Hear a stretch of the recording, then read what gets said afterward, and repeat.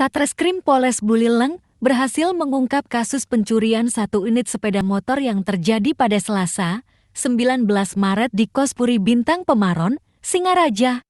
Korban pencurian tersebut adalah BS, seorang pemuda berusia 19 tahun asal Blitar, Jawa Timur.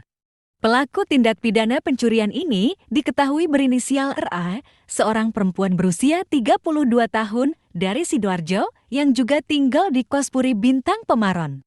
Dalam interogasi, RA mengakui perbuatannya. Dia mengambil sepeda motor tersebut dengan modus mengambil tanpa sepengetahuan pemilik.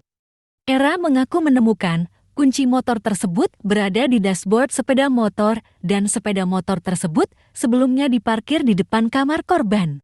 Pelaku mengaku bahwa sepeda motor tersebut rencananya dijual guna memenuhi kebutuhan ekonomi, namun ia juga mengakui bahwa sebagian hasil penjualan tersebut akan digunakan untuk judi slot.